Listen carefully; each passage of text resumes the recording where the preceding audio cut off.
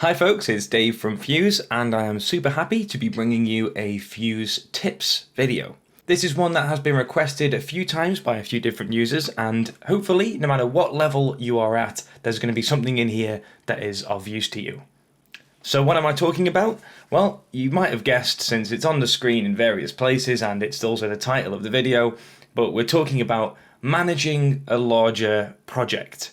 And this can be, one person's large project is not the same as another person's large project. This can be a different meaning for different people. For one person who's a beginner, a large project might be something like a few hundred lines of code, whereas an experienced programmer is going to find that a larger project is in the realms of like 6 to 8 to 10,000 lines. And if we're talking about the sort of code bases for professional applications and real world games, we're talking tens upon tens upon tens of thousands, maybe even hundreds of thousands of lines of code. So how do we stay on top of that? It can be really hard to manage, and eventually when you find problems, not if, but when you find problems with your code, because you will, no matter what level that you are at, everybody will run into errors at some point. It's impossible to predict and see the future and to do everything perfectly the first time. So when you do run into problems, how do we remain calm, avoid stress, and tackle those problems efficiently and in a way that, helps us to keep momentum and motivation for our project in the long term? Well, I've split it up into 3 levels for this video, which you might notice is a theme for the recent FUZE videos and for FUZE videos that are going to come out in the future, because I think it's a really nice way of just organising the structure of a video. And also, to be honest, I'm seeing it all over the place, so when in Rome, you do what the Romans do, yeah? Okay, so the first level, as you might see on screen, is going to be some real basic principles to bear in mind. The second level, we're going to go into slightly more complex stuff. I mean, nothing really that intimidating. And for the third level, there's going to be a couple of slightly more advanced tips and techniques that you can use to avoid bloating in your program. And by bloating, I just mean unnecessary space being taken up by code that could be better executed with some more efficient techniques. Okay, let's get started with the first level. The first level I am calling planning, rewriting, formatting, some sort of combination word of all these 3 things. But these are the 3 sort of elements of this level that I want to talk about. The first principle is don't be afraid to start again and to rewrite your program. This is something that I think just comes with experience when you have written quite a large program and then you realize ways in which you would do things differently. And you eventually will come up against that point where you're faced with the decision, do I start again or do I just sort of keep adding to this messy program that I've now got? And usually the right answer, the best answer, is to start again. Don't feel too afraid of doing this. Don't be too precious about what you've got so far, because even though you are starting a blank project again, you're really not starting from square one again.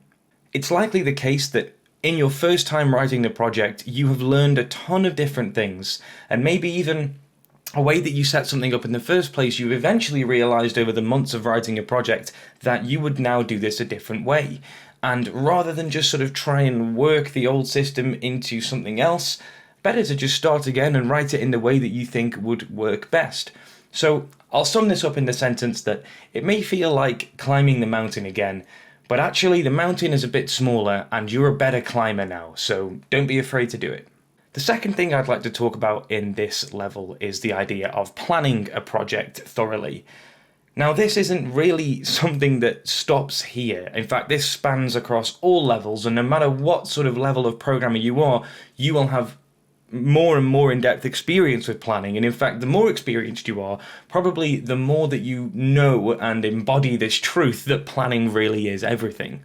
Now, it's possible to plan too much because there is another truth about this, which is that no matter how much you plan, you'll never be able to foresee every single outcome. There will be unexpected problems, bugs that you didn't imagine running into, and even ideas that you only get for a project further down the line.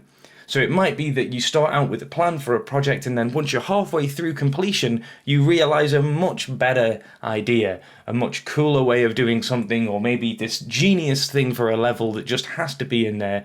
In which case, don't be afraid to go back and start again if necessary. So your ability to plan really does correlate with how much experience in coding you have got. I mean, it's all well and good to be enthusiastic about a game idea, and that certainly is part of the planning. So let's say, for example, that I've decided, you know what, I want to make a maze game where I'm running away from some scary monster, and it's going to be set in this sort of a setting, and I'm going to have this sort of dialogue. This is all really important stuff for your plan, and the more stuff that you can make notes about, the better. But more than just game ideas and themes and settings, etc., I want this to also incorporate things like data setup. What sort of variables might you use? How are you going to structure your arrays? Or particularly, what sort of techniques, what sort of programming techniques perhaps are you going to use to make certain things in your game happen? The more notes that you can make about this, the better. And I would recommend doing that at the very start of your program. So here's an example of what I'm talking about, and this can be applied to any level of programmer. So if you're a total beginner, it might be something like this. You might have a plan which involves, your game idea, themes, different settings, dialogue, story, this sort of thing. But then if we go a little bit deeper, start thinking about what sort of data you're going to need to keep track of, because the more of this you can navigate in your head early on, the better and easier you'll find it to even approach that project in the first place. Let's say, for instance, that we are making a shoot-'em-up game. And if you're not familiar with shoot-'em-ups, it's where you've got a little ship or a player or something, and you're scrolling along the screen either horizontally or vertically, and you're firing at enemies and avoiding bullets and the like. We all know them, there's millions of them out there. But if we were going to make a shoot-'em-up game, rather than just thinking, oh yeah, I want it to be in space and I want it to have this and this, try and think about what data you're going to need to keep track of. How are you going to do the player? Is it going to be a sprite? Maybe you're going to just use images that you're moving around the screen instead. You're going to need an X position, a Y position, perhaps a speed multiplier for the player. Are you going to do a sort of a particle laser, multiple bullets, or are you going to do one continual sort of laser? How are you going to handle the collision in your game? I have spelled collision right there. Yes, I have. Let's say that you wanted something like a power-ups system. How might you start to implement this in your data? And this might be something, like I say, that the more experience you have, the easier this is just sort of going to flow in your planning process. But that doesn't mean that you should avoid it until you're more experienced. You should get practice with doing this because, as you obviously know, practice makes, not perfect, but practice makes better, makes you better. So for instance, if we were going to do some sort of power-up system, maybe I want to have some sort of a structure, like an array of structures that stores a bunch of different information about my power-ups. It might look something like this. And this doesn't even have to be syntactically correct. It doesn't have to, work in a coding sense. I might leave commas out and stuff like this. I'm just making notes. So let's say this is my first power-up. I'm going to call it Super Laser. And we're going to need some properties for this power-up as well. We're going to have a name. We can call it Super Laser, as you know. We're going to need perhaps a damage multiplier. Damage multiplier equals 2.5, something like this. Is it going to have a speed multiplier? Well, no, because it's a shooting power-up, so maybe we just keep the speed multiplier at 1 times. Maybe it's going to have some special particle effects. Just move the screen over here. Maybe it's going to have some special effects, and I can put a dot here, special FX equals true, something like this. And I could go and make a few of these similar ones. Let's just quickly make another one to illustrate what I'm talking about. We'll call this Rocket Boost, and we'll put the name in here, Rocket Boost. Now, please bear in mind, this might not be how the data ends up looking. For this one, I wouldn't have a damage multiplier. I would just keep the damage at 1, and maybe my speed multiplier this time would be 2.5, and maybe I don't have any special effects. For this one, it just speeds me up, and that's all it does. So I'm trying to think about ways that this might be implemented later on in my program, and it's because of some experience that I'm able to understand how a structure like this might work eventually.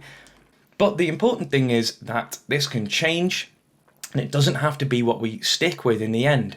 But just by doing it, we are already stretching our coding muscles in our brain, thinking about things a bit further on, and avoiding stress when we do eventually come to that point. Okay, I'm just going to get rid of this part off the screen here, just for the sake of keeping things nice and tidy, and move on to the last part of this first level, and this is formatting. Now, formatting in FUZE is certainly quite a lot different than most professional languages, but there are definitely also some languages which are really similar to FUZE in this sense. Essentially, it's very, very forgiving with how you format your code. I'll give you an example. Let's just move down a little bit, and I have talked about this in the previous FUZE tutorials, but let's say that we're writing an if statement, right? And I've got an if statement that looks like this: if condition, then do something, and this is a function call perhaps, and then end if. Now, FUZE doesn't care if you write this on one line like this, or if you write it in the traditionally correct formatting style with indentations like this. However, even though FUZE doesn't mind how you write it, you might mind how you write it, and it's something that's quite negligible when it's just one if statement like this, and the point isn't that easy to get across. But eventually, once you've got lots and lots and lots of these, and in a larger scale program, which is what we're talking about here, when you've got hundreds and hundreds and hundreds of if statements in your code, and they are formatted inconsistently all over the place, or perhaps there's no formatting at all, you're going to find it really difficult to identify problems. I'll show you an example of this now. So here's some code that I wrote earlier. This is the main loop section of the template program that I'm going to be talking about in just a second.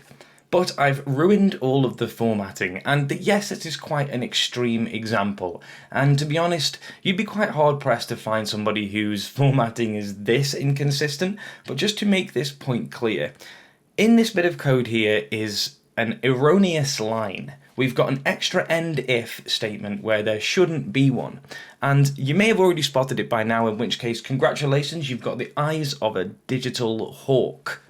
But if you're like the rest of us mortals, and this looks like quite a confusing thing for the eyes, then I would really make a point here that formatting is your friend.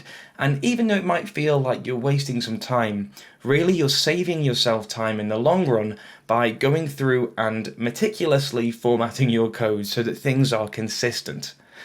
Now, in terms of which formatting style you use, whether it's 2-space indentations or 4-space indentations, or perhaps you don't even have multiple lines for if statements, it doesn't really matter. But what I would urge you to take into account is that consistency is the important thing. I'm going to format it in my usual style, which is sort of a very conventional style. So let's just go through and apply the formatting rules, which is whenever we go into a different scope, a different program scope, and that means either into a function or into an if statement or into a loop, we're going to move the indentation along by 1. And then when we end that scope, the if statement, the function, or the loop, we're going to move the indentation back. So we've got a loop, we start it, we're going to move our text in by 1 here, and here we've got an extra indentation where there shouldn't be because we haven't actually started the if statement yet, so let's move this back. Here's the if condition. All of the instructions inside the if condition will be indented in, and then for when we return back to the normal program scope, we're going to go back to our normal indentation, and this immediately we can just see where things are happening. We can just move our eyes down. Oh, yep, things are changing scope here, then they come back here. Let's keep going with this, and there's the end if, and look at this. Straight away, we've just noticed it by doing this. Now, this is a problem that you're going to encounter. It's a really easy mistake to make, to put an extra end if or an if without a then or this sort of thing. And if everything's jumbled up on one line or it's all over the place, it's much, much harder to see. So hopefully this has demonstrated the importance of formatting to you. Let's just leave that mistaken end if there, and I'll format the rest of the code here. Here we go. and bring the repeat back to there. So now we've got a nice neat main loop, and look, it's sticking out like a sore thumb, isn't it? This end if here. Everything else is making a lot of visual sense, and we can very, very quickly and efficiently identify this end if, and we can avoid stress by getting errors in our program and having to trawl through a messy program to try and fix it. Okay, that's formatting out of the way, and with that done, we've completed our first level of large project management. Now moving on to the next level, here we've got another 3 things to talk about. And the first one I'll get over really nice and quickly, and that's using a template. It's totally optional, but perhaps you don't like starting from an absolutely fresh project every single time, a blank screen on the code editor. And certainly I find myself a little bit annoyed when I have to write loop, repeat again and again. So what I actually have is a 2D project template, sort of the very, very basic stuff for something like a 2D game that uses the sprite system. So we've got our main loop already set up, we've got some game state variables already set up, and we've got things split into different sections. And actually that is the project that you're looking at right now on the screen. So I won't go into every single bit here because the comments in this project actually do go into this information. And if you want to download the project, then the download code is in the description below. Head over to the program sections and use the download by ID function in FUZE, and you can use this project template for yourself to hopefully make things a bit quicker and easier for you in the future. So we've got a section here for our game title. We've got a section here for our asset loading here. We've got the global variables, stuff like game state variables, screen dimension variables, the controls, etc., etc. Perhaps some game array variables as well. We've got a section for our game arrays, and we will come back to this later when we move on to the final level. We've got a few helpful functions, and we've got our main loop, as you can see here, which is the part that we were just formatting properly, and we've got an area for all of our functions as well, with some example code in there, the sort of thing that you might find in these functions. So if this is something that will be helpful to you, then please go ahead and download it. I should also mention that it is set up with bookmarks, so you can move around the project quite quickly and find the different areas that you need without having to scroll to and from. Next up, I've kind of already looked at here, and that is comments. As you can see, all of this stuff on the screen, all this text right now is written with comments. And by comments, I just mean text in our code editor which is being ignored by FUZE's interpreter. So it's different because you can tell that it's grey and not the colour of the code on screen. So if I write some code here, a little loop, you can see that we're getting syntax highlighting, so things are appearing in different colours because this code is actually being read. However, if we use 2 forward slashes, or if we want to create a little comment block, then you can use the forward slash and asterisk, just like you're seeing here in this project, to create comments. So we can make notes for ourselves to keep things understandable, etc., etc. Comments really helps, and it might feel like a little bit of a waste of time when you're doing it in the moment, because sometimes when you're actually writing code, you have a lot of momentum and you're writing all this stuff and you're excited to see it run, and because you're doing it there and then, you remember what things are doing. However, when you come back to this program, inevitably after some time, perhaps you have to put a pin in the project for a little bit, perhaps you've had to move on to something else, or you've gone on holiday, or whatever it might be, you will eventually come back to it, and if you've got no comments in the code, then you're going to have to embark on the journey of reading and reminding yourself of everything that the code is doing, purely just from reading the logic. Now, this might be something that you can do very easily, and if so, then fantastic. But I think that comments is of great help to everybody, and it adds a nice personal touch when somebody else downloads your game. Perhaps if it's a really nice finished project, you can add some stuff in the title section like I've got here, some stuff about the program information, perhaps a guide to the controls. When you're in your project, you can make this a to-do list or an ideas section, or some bugs and some issues that you're trying to resolve. It's just a really helpful way of cleanly keeping track of the project's progress. Okay, lastly on this second level, I've got this final point as functions/procedures. Now, really they're just functions in FUZE, but I've written procedures there as well because other languages call these special type of functions a procedure. But really it's just a list of instructions that you can keep elsewhere that doesn't have to be in your main program loop or in the main sections of your program. So what do I mean by this? If you haven't seen this before, then let's just go over to the main loop area here, because this is an example of what I'm talking about. As you can see, we've got these three if statements here. If game state equals game title, game title. If game state equals game.main, then game main. And what does this actually mean? Well, when we write a game, invariably things end up being longer than you might initially expect them to be. As I said before, we might end up with, thousands and thousands of lines in our project, and this is very, very common. Now, in your main loop, which is the main loop that is executing when you run the game, and as you're playing the game, perhaps you're, moving around and firing stuff, or whatever sort of game it might be, there is a loop going on behind the scenes that's processing all of the logic for the enemies, for the player controls, collision, you name it, it's all happening in that main loop.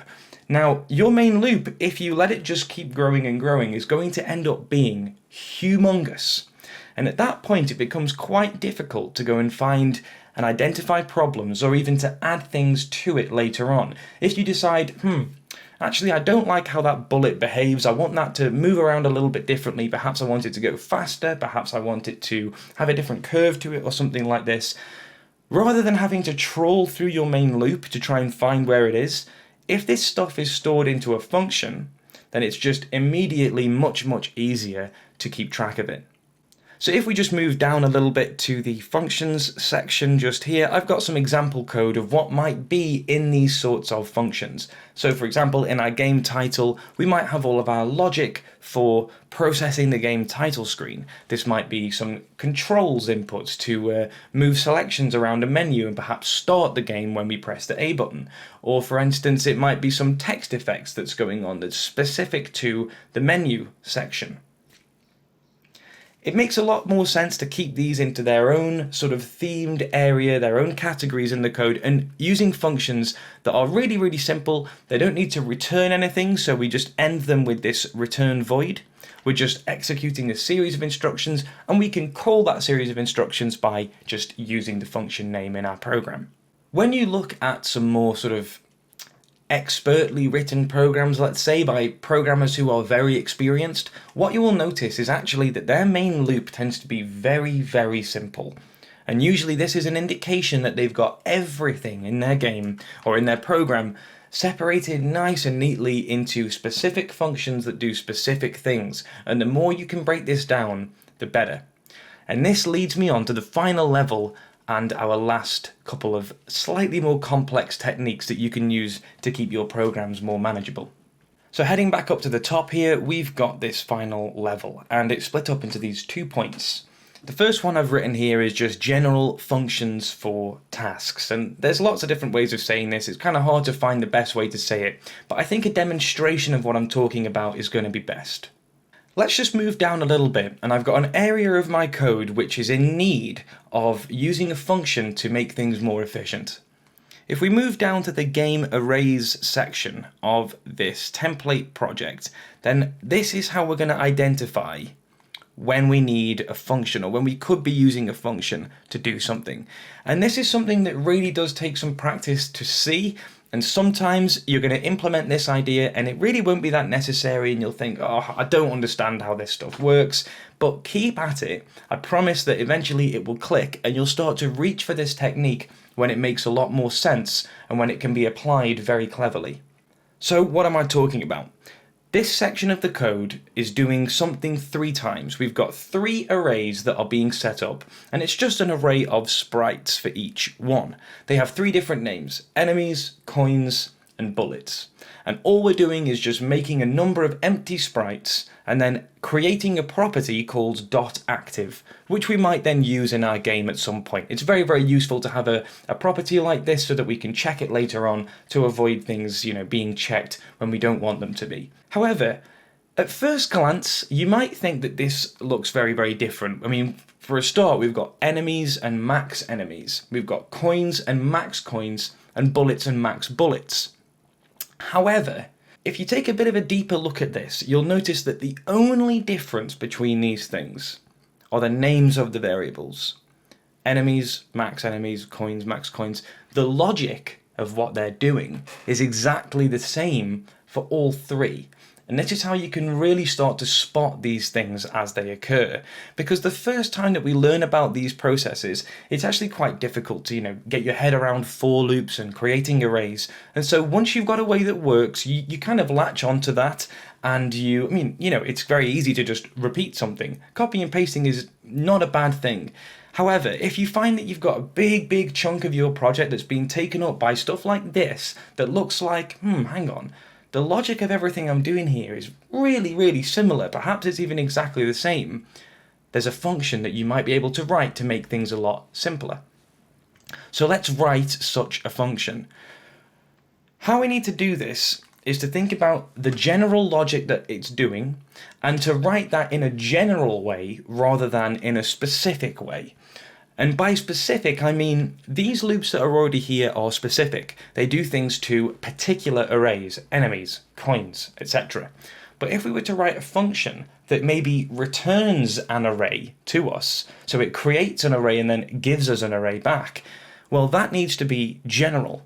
So here's how it might look. Let's just make a function and we'll call it create actors, because it's quite a common term that we see in game programming a lot. An actor could be anything from, an item to a bullet to a enemy sprite. All these different things can be classed as actors. So let's put our brackets there, and then let's put return. But instead of writing return void, let's just leave that blank for now. We're going to come back to it. Now we need to pass this function something, because we want to be able to call this function in multiple different places in our code, but we want it to give us a different type of array back each time. Well, not a different type of array, but a different size of array each time. So the actual difference in terms of all these different loops is the number of times that the loop iterates. We've got max enemies, max coins, and max bullets, and they are only numbers. It's just 3 different numbers. So we need to pass our function that number. We'll just call it num as a variable name that's nice and general. And then what we need to do is create an array. Now, on the theme of general names, I'm going to use something nice and simple like data, and we'll make this an empty array just using open and close square brackets. And so far it's looking pretty similar to these 3 sections of code. We need a for loop, so this is going to be the same for I equals 0, 2, but now we're going to use our variable that we've passed into the function num.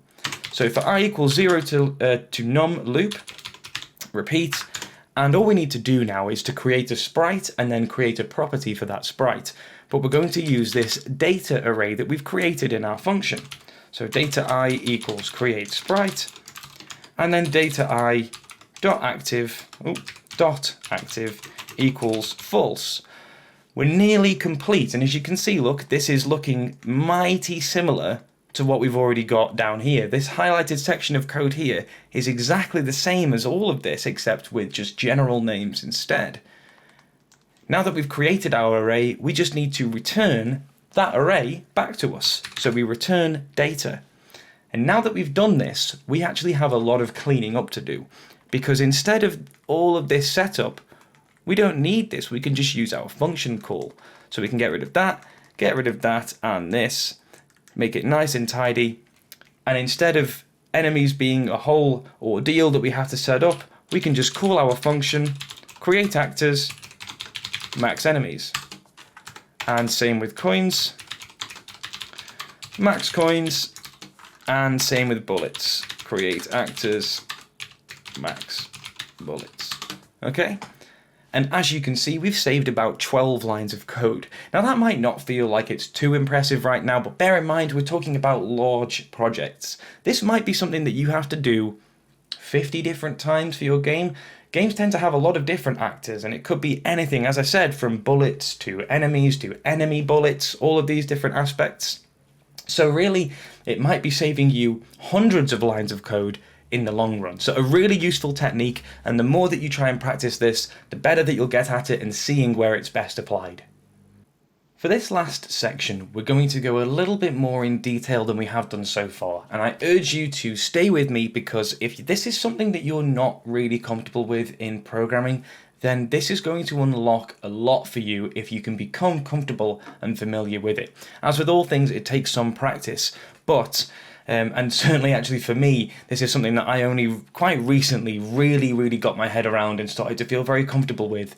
And the main thing that it really allows for you is to plan things even better. I kind of alluded to it a little bit at the start when I wrote that power-ups array of structures. This is sort of the kind of thing that I'm going to be talking about in a minute, but better to show, not to tell. Let's just scroll down a little bit to some code that I've already written. Now, first of all, we've got these two arrays, and I want you to just disregard everything that you've learned about this whole project so far. Remember, this is just a template, and I want to just talk about the following bit of code as if it was isolated.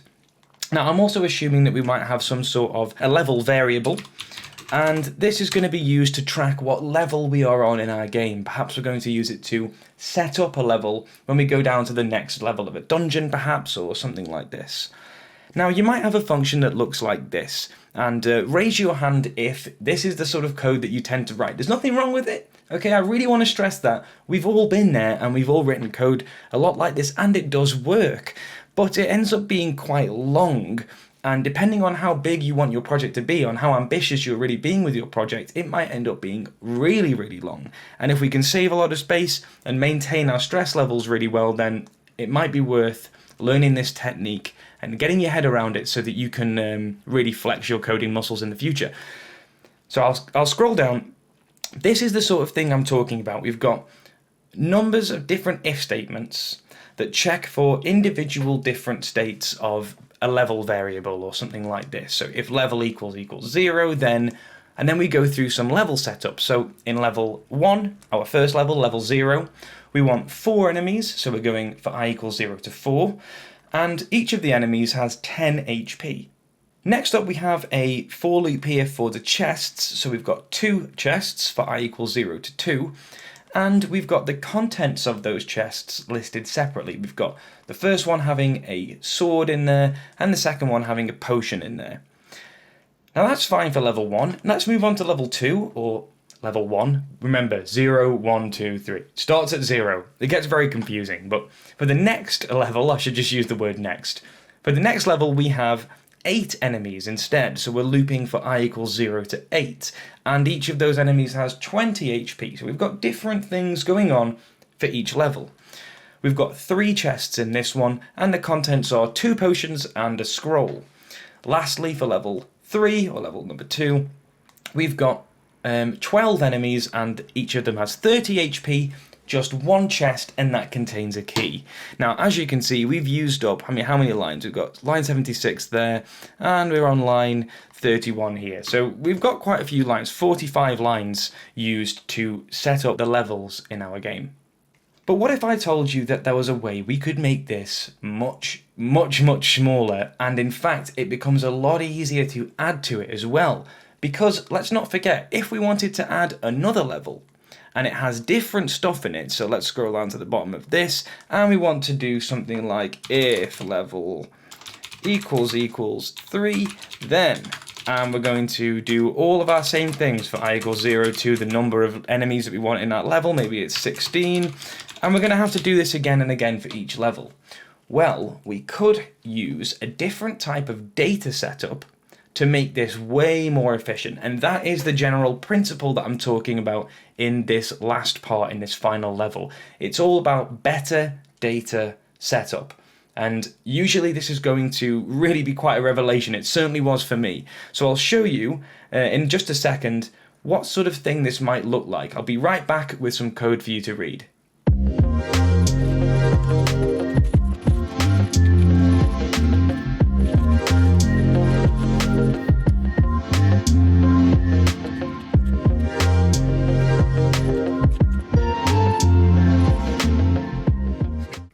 Okay, thank you for waiting. This is the sort of array I am talking about. What we've got here is an array of structures called level data.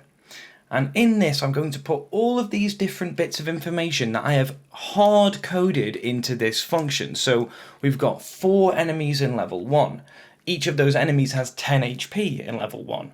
We've also got 2 chests, and we've got the contents of those chests. So these are all things that I need to think about when I'm creating that level. So if I can get all of that information into a structure or an array which is nice and neatly laid out, then I can use that information in much more efficient ways. And we'll get to that in just a second, but this is the sort of thing it looks like. So we've got level data. As you can see, I've added comments there for level 0, level 1, and level 2.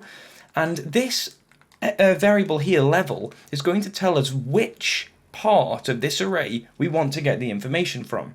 So we've got num enemies is 4, enemy HP is 10, num chests is 2, and the contents of each chest. And this is actually an array itself. So you can have an array of structures where the properties of those structures contain arrays of structures of whatever you want. You can go as deep as you like with all of this stuff. So let's rewrite our level setup function now to use this data in the way that it's set up in our level data array. We're going to do this live here because I think it's quite an interesting thing to see. So we're going to just rewrite the whole function from the very beginning. So return void here, and we're going to pass which level we want to set up to this function in order for the function to use that to go and get information out of our level data array. And we're just going to call this level L. We'll just call it L, make it nice and short for our array indexes. You'll see what I'm talking about in a second. And now, this is the cool part. We don't need to have these if statements that say, if level is this, then do this. If level is this, then do this. Because this is all going to be handled by our array. Simply, we can just go for, let's indent, for I equals 0, 2, and now we need to get the information out of our array. So we're not going to loop from 0 to 4, we're going to loop to the .num enemies property of the level in our level data array. So we're going to go level data, and then we're going to index that level data with the level variable that we've passed to the function, which is L, and we want the .num enemies property of that structure, which is 4 for the first time. If we pass the setup level a 0, we're going to get a 4 there. If we pass it a 1, we're going to get an 8, and the same with the next and the next ones. So we can just do that, and we can add a sprite to our array, enemies I equals create sprite. And we can make it have an active property just like before. This is all the same. Set it to false, and then now we get to the HP. Enemies I dot HP equals, and similarly we don't want to put 10 here. We want to access the information from our level data, so we can go level data L, and instead of the .num enemies property, we want enemy HP property, and that's that done. Now we need to set up our chests, and really need to drive this point home. This loop here is doing the same as this loop, and this loop. Just wait and see what we get at the end. It really does save a lot of space. So now we need to do the chests. So for I equals 0 to level data L dot num chests loop. Repeat, and we're going to go chests I equals create sprite. We're going to give it an active state just like we did before, active equals false, and now we can set the contents of these. So we're going to go chests I dot contains, or is it contents or is it contains? Contains. I've already forgotten. Contents. I probably should have used similar syntax there, but it doesn't really matter for the purpose of explaining. What we find in that chest is going to be level data, as always, L, so we're getting the current level of our level data, dot chest contains, and remember, chest contains is an array, and we want it to be the first chest contains this, then the next chest contains this, and that is our I variable in this for loop, so we're going to index that with I, and we're done. Now, we can get rid of all of this. All of this. And what took 45 lines now only takes 10. So quite a big saving of space. And even cooler than that is when we want to add another level to this whole level setup function, we don't even need to touch that function. We can go back up here, we can just simply add another level, like this, level 3, and .num enemies equals 16, .enemy HP equals 40, .num chest. So you see what I'm doing here? We're setting things up in a way that stops us from having to manually go and add a bunch of stuff to different functions and change where we have to access things. This is just all done for us because we've set the data up in a more efficient way. Now, as I said, this was going to be a little bit more complicated, and I really do congratulate you. If you stayed with me to the end, please give yourself a massive pat on the back, okay? Please feel free to rewatch this a million times if you have to. This is not something that you just immediately understand from seeing it done once. You have to try it for yourself. And as always, if you have any problems whatsoever in implementing a system like this, get in touch with me on Discord or FUZE Arena or in the comments below, and I will help you with any of your game setup stuff that you want, because I'm really passionate about giving people the ability to see things like this, because it really was a big moment for me when I discovered that, oh, right, you just use data in this better way, and now you make things just so much easier for yourself. And avoid stress in the long run. I'm just going to finish off this line just so we've got a nice finished bit of code there.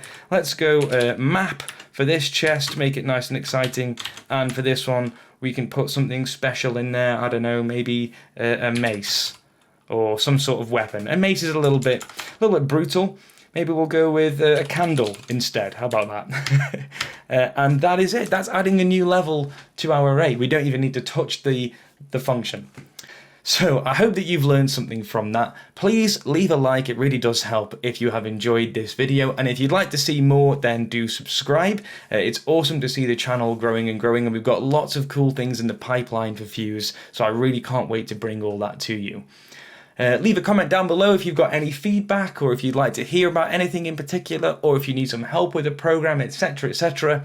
Join the Discord server. Head over to FUZE Arena if you haven't already, where you can see tons of people in the community making amazing stuff. I say it every single time, you don't need to hear it, but yeah. Thanks very much for watching. I've been Dave. Have a great day.